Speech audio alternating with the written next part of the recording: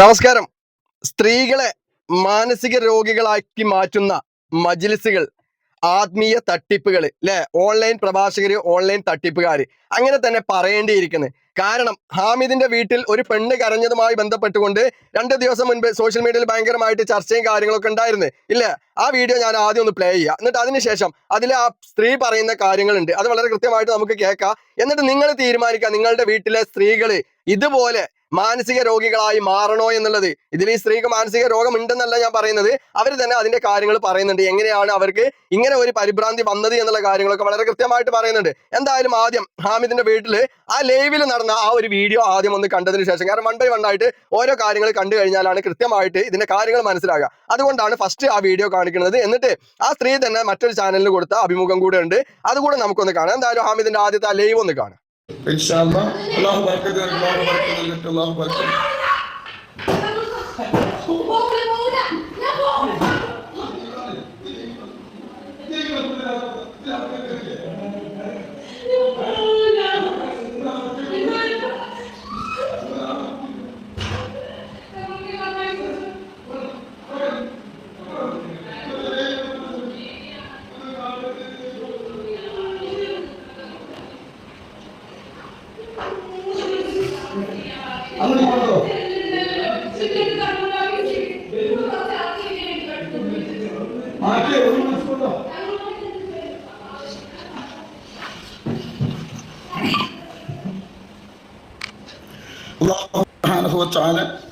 അള്ളാഹു ഒരു പൊന്നുമോൾക്ക് സുഖമില്ല, അള്ളാഹു പരിപൂർണ്ണ ശിഫ അള്ളാഹു നൽകി. ഒരു സഹോദരിക്ക് സുഖമില്ല. അപ്പോ അതെ, സഹോദരിക്ക് സുഖമില്ല. എങ്ങനെ സുഖമില്ലാതെ ആയി എന്നുള്ളത് ആ സഹോദരി തന്നെ പറയുന്നുണ്ടല്ലോ, ഹാമിദ്, ഇല്ലേ? ആ സഹോദരി തന്നെ വളരെ കൃത്യമായിട്ട് പറയുന്നുണ്ട്. മറ്റൊരു ചാനലിന് കൊടുത്ത അഭിമുഖമാണ്. അതിൽ ആ സഹോദരി പറയുന്നുണ്ട്, ആ സഹോദരിക്ക് എങ്ങനെയാണ് ഇങ്ങനെ സുഖമില്ലാതെ ആയത് എന്നുള്ളത്. അതാണ് നിങ്ങൾ കേൾക്കേണ്ടത്. അത് നിങ്ങൾ എല്ലാവരും പ്രത്യേകം കേൾക്കണം. എന്തുകൊണ്ടാണ് ഈ സ്ത്രീ ഇങ്ങനെ നിലവിളിക്കേണ്ടി വന്നതും ഇങ്ങനെ കരഞ്ഞതും, എന്തുകൊണ്ടാണ് ഇങ്ങനെ ശബ്ദമുണ്ടാക്കിയതും എന്നുള്ളത് വളരെ കൃത്യമായിട്ട് വളാഞ്ചേരിയിലുള്ള ആ സ്ത്രീ തന്നെ വളരെ കൃത്യമായിട്ട് പറയുന്നുണ്ട്. എന്തായാലും അതുകൂടെ ഒന്ന് കണ്ടു നോക്കി. ആ സ്ത്രീയുടെ ഫേസ് ഞാൻ കൊടുക്കുന്നില്ല, എന്തായാലും അതുകൂടെ ഒന്ന് കണ്ടു നോക്കി. നിങ്ങളുടെ വീട്ടിലെ സ്ത്രീകൾക്കും ഇന്നല്ലെങ്കിൽ നാളെ ഇവനെ പോലുള്ള ആളുകളുടെ മജ്‌ലിസ് കണ്ട് ഇരിക്കുന്നുണ്ട് എന്നുണ്ടെങ്കിൽ നിങ്ങളുടെ വീട്ടിലെ സ്ത്രീകൾക്കും ഇതേ അവസ്ഥ വരാതിരിക്കട്ടെ. വരുമെന്നാണ് എനിക്ക് പറയാനുള്ളത്. അത് വരാതിരിക്കട്ടെ എന്നാണ് എനിക്ക് ആദ്യമേ പ്രാർത്ഥിക്കാനുള്ളത്. എന്തായാലും ആ സ്ത്രീ പറയുന്നത് കൂടെ ഒന്ന് കേൾക്കി. ആ സ്ത്രീ ആരാണെന്നും ഒക്കെയാണ് ഇന്ന് നമ്മൾ ഈ വീഡിയോയിൽ കാണിക്കുന്നത്. നിങ്ങളുടെ പേരെന്താണ് പറഞ്ഞോളി? ഫസീല. നിങ്ങളുടെ സ്ഥലം എവിടെയാണ്? വളാഞ്ചേരി. എന്താണ് ഇവിടെ സംഭവിച്ചത്? 4.5 വർഷമായിട്ട് മജ്‌ലിസ് കാണുന്ന ആളാണ്. ഇതുവരെ യാതൊരുവിധ മാനസിക അസ്വസ്ഥതകളും ഈ സ്വലാത്ത് കൊണ്ട് ഉണ്ടായിട്ടില്ല.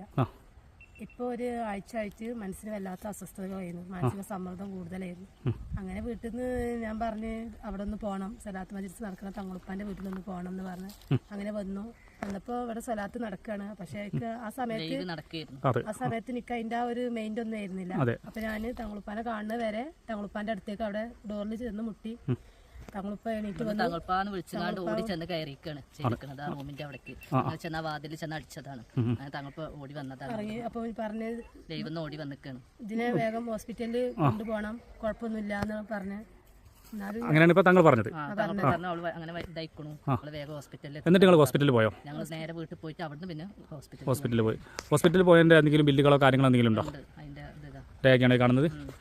ഓക്കെ. അല്ല, കാണിക്കേണ്ട ആവശ്യമില്ല. അപ്പൊ നിങ്ങൾ ഒന്ന് ഹോസ്പിറ്റലിൽ പോയിട്ടുണ്ട്. അപ്പൊ നിങ്ങൾ ഈ അതെ, അവിടുന്ന് ഈ മജ്‌ലിസ് കാണുന്നതിന് ഒരാഴ്ച മുൻപ് വരെ കുഴപ്പവും കാര്യങ്ങളൊന്നും ഇല്ലാന്ന് വളരെ കൃത്യമായിട്ട് ആ സ്ത്രീ തന്നെ പറയുന്നുണ്ടോ.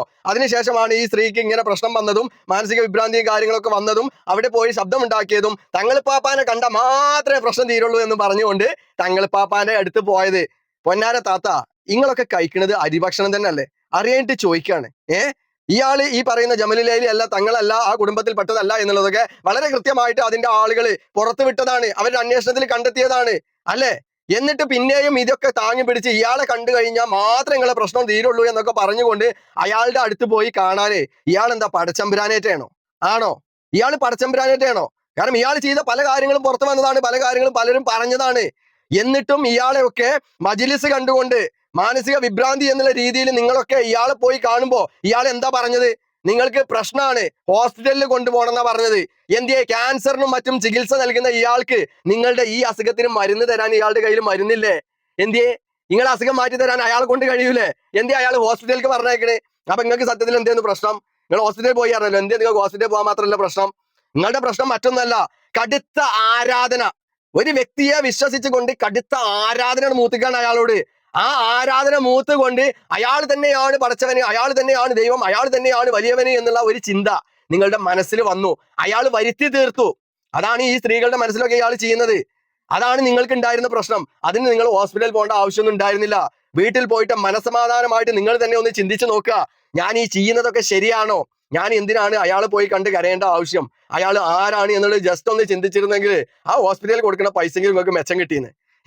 ഇയാൾ നിങ്ങളോട് പോകാൻ പറയുന്നത് ഹോസ്പിറ്റലിലാണ്. ഇയാൾ പറയുന്നുണ്ട് ക്യാൻസർ മാറ്റി, അത് മാറ്റി, ഇത് മാറ്റി, മറ്റേതാണ് മറിച്ചതാണ്. അപ്പൊ നിങ്ങൾ ഈ ചെന്ന് കരഞ്ഞ കരച്ചിലിന് മാത്രം ഇയാളെ കയ്യിലും മരുന്നില്ല. ശരിക്കും അതിനല്ല ഇയാളെ കയ്യിൽ മരുന്ന് വേണ്ടത്. നിങ്ങൾക്ക് അയാളെ കണ്ട തീരുന്ന പ്രശ്നമുള്ളൂ. അതിന് പോലും അയാൾ സമ്മതിച്ചില്ല.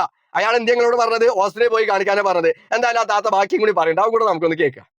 അപ്പോൾ നിങ്ങൾ ഈ ഇവിടെ പിന്നെ നമ്മളിപ്പോൾ സോഷ്യൽ മീഡിയയിൽ ചർച്ച ചെയ്തുകൊണ്ടിരിക്കുന്നത് അവിടെ വാതിലിൽ മുട്ടിയതിന് പകരം ഒരാൾ അടിച്ച് എന്നുള്ള രൂപത്തിലൊക്കെയാണ് പറയുന്നത് അല്ലേ?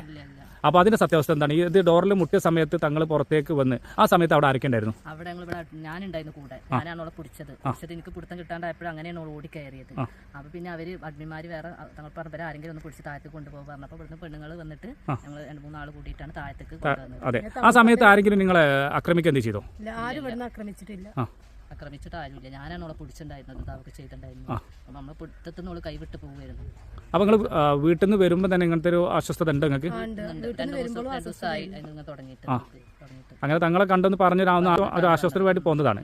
അതെ, ഇപ്പോ നിങ്ങൾ അപ്പൊ എങ്ങനെ അടിപൊളി മാനസിക അസ്വസ്ഥത അല്ലേ? ഞാൻ നേരത്തെ പറഞ്ഞ പോലെ മാനസിക അസ്വസ്ഥത എന്തായാലും ഭയങ്കരമായിട്ട് വെളുപ്പിക്കാൻ വേണ്ടിയിട്ടൊക്കെ ശ്രമിക്കുന്നുണ്ട്. അടിച്ചല്ലേ എന്നൊക്കെ ചോദിച്ചാണ്ടേ ഭയങ്കരമായിട്ട് വെളുപ്പിക്കാൻ വേണ്ടിയിട്ടൊക്കെ ശ്രമിക്കുന്നുണ്ട്. വെളുപ്പിക്കലൊക്കെ അങ്ങനെ നടക്കട്ടെ. കാരണം ഇയാളെ വെളുപ്പിക്കാൻ ഒരുപാട് ആളുകൾ ഉണ്ടാവും. കാരണം പണമുള്ളവരുടെ കയ്യിൽ എന്താ പറയാ, ഒരുപാട് ആളുകൾ ഏറ്റെടുക്കാനും അയാളെ വെളുപ്പിച്ചെടുക്കാനും ഒക്കെ പണമില്ല ആളുകളുടെ കൂടെ ആളുകൾ ഉണ്ടാവും. അത് സ്വാഭാവികം. കാരണം പണത്തിന് മീതെ പരുന്തും പറക്കില്ല എന്ന് ഞാൻ പലപ്പോഴും പറയാറുണ്ട്. അത് തന്നെയാണ് ഇവിടെ സംഭവിക്കുന്നത്. അപ്പൊ നിങ്ങളുടെ ഈ ഒരു ചെറിയ മാനസിക അസ്വസ്ഥതക്ക് പോലും ഇയാളുടെ കയ്യിലും മരുന്നില്ല. ഇയാള് നിങ്ങളോട് എന്താ പറയുന്നത്? ഹോസ്പിറ്റലിൽ പോകാന്. പൊന്നാര താത്തമാരെ, ഉമ്മമാരെ, നിങ്ങളോടാണ് പറയാനുള്ളത്. ഇയാളെ പോലെയുള്ള ആളുകളൊക്കെ താങ്ങി നടക്കുന്ന നിങ്ങളാണ് വിഡ്ഢികള്, നിങ്ങളാണ് വിഡ്ഢികള്, നിങ്ങളാണ് വിഡ്ഢികള് എന്ന് പറയേണ്ടി വരും. കാരണം ഇയാൾ ചെല്ലുന്ന സലാത്തും ദിക്റും മജ്‌ലിസും കാര്യങ്ങളൊക്കെ നിങ്ങളുടെ നാട്ടിലും മൗലവിമാരും ഇവരൊക്കെ അല്ലേ. ഈ ഓൺലൈനിൽ അല്ലാതെ തന്നെ നല്ല രീതിയിൽ സലാത്തും ദിക്റും കാര്യങ്ങളൊക്കെ ചെല്ലാൻ നിങ്ങൾക്കും അറിയില്ലേ?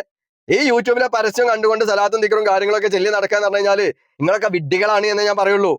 കാരണം നിങ്ങളെ വെച്ചുകൊണ്ട് പണം ഉണ്ടാക്കുക, അതാണ് ഇവരുടെയൊക്കെ ഉദ്ദേശം എന്ന് പറയുന്നത്. ഇനി എന്തായാലും ഇയാളുടെ നന്മകളൊന്നും ആരും പറയലില്ല, നന്മകൾ പറയണില്ല എന്നൊക്കെ പറയാണ്ട് കുറച്ച് കുറ്റപ്പെടുത്തിയാണ്ട് കുറച്ച് കാര്യങ്ങൾ പറയുന്നുണ്ട് ബ്ലോഗർമാരെ കുറിച്ചാണ്. അപ്പൊ അതുകൂടെ നമുക്കൊന്ന് കാണാം.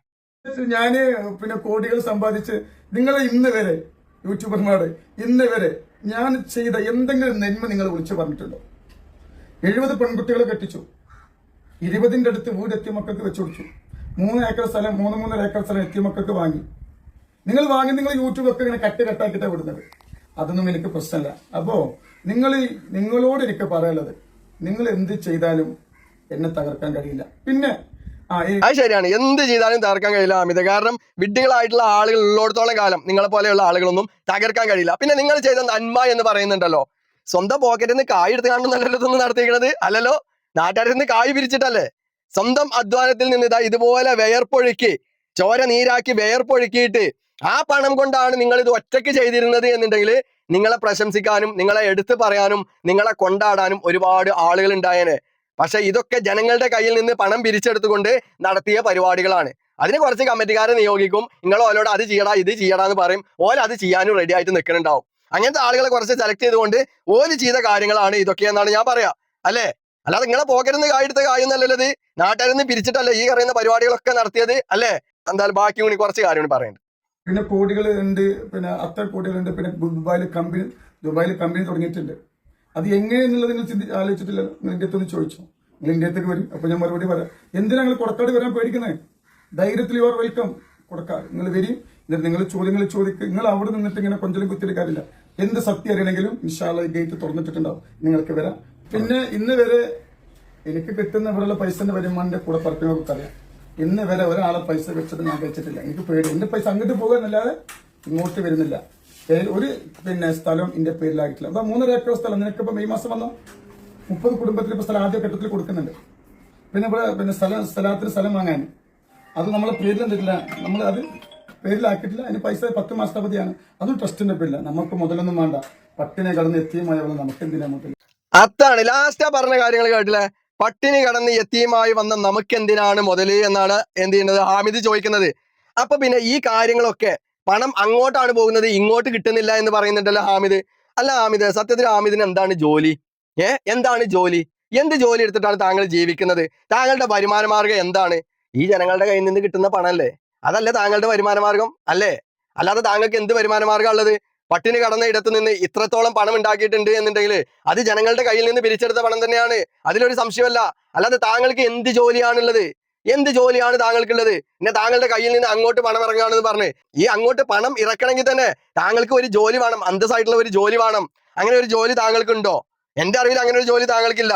എന്തായാലും ഹാമിദ് നമ്മളെ കൊടക്കാടേക്ക് ക്ഷണിച്ചിട്ടുണ്ട്. എന്തായാലും ഇൻഷാ അല്ലാ ഒരു ദിവസം ഞാൻ വരുന്നുണ്ട്. ഇവിടെ കരുവാരൻ്റെ മണ്ണാർക്കാടേക്ക് ഇത്ര വലിയ ദൂരമൊന്നുമില്ല, ഇത്ര വലിയ ലോങ് ഒന്നുമില്ല. എന്തായാലും എന്റെ ഒഴിവും കാര്യങ്ങളൊക്കെ നോക്കിയിട്ട് ഇൻഷാ അല്ലാ ഒരു ദിവസം ഞാനും വരുന്നുണ്ട് അങ്ങോട്ട്. നമുക്ക് നേരിട്ടിരുന്നു കൊണ്ട് തന്നെ കുറച്ച് കാര്യങ്ങൾ ചോദിച്ച് മനസ്സിലാക്കി നമുക്ക് കാണാം എന്നാണ് നിങ്ങളോട് പറയാനുള്ളത്.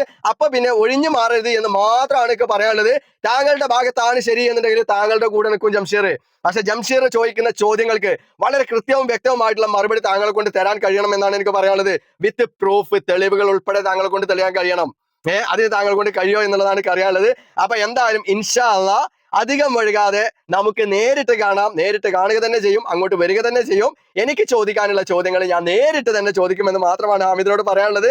അപ്പൊ എന്തായാലും ഇൻഷാ അല്ലാ അതുവരേക്കും തൽക്കാലം ഒരു വിട പറച്ചിൽ മാത്രം എന്ന് പറഞ്ഞുകൊണ്ട് നിർത്തുന്നു. അപ്പൊ ഹാമിദെ, സ്വന്തം പോക്കറ്റിൽ നിന്ന് കായെടുത്ത് കണ്ട് ഓരോന്നൊക്കെ ചെയ്യുകയാണെന്ന് വെച്ചെങ്കിൽ നമുക്ക് അംഗീകരിക്കാം. അതിനൊക്കെ വിളിച്ചു പറയാനും ഞങ്ങളെ പോലത്തെ യൂട്യൂബേഴ്സും വ്ളോഗേഴ്സും ഉണ്ടാവും, അതിലൊരു സംശയവും വേണ്ട.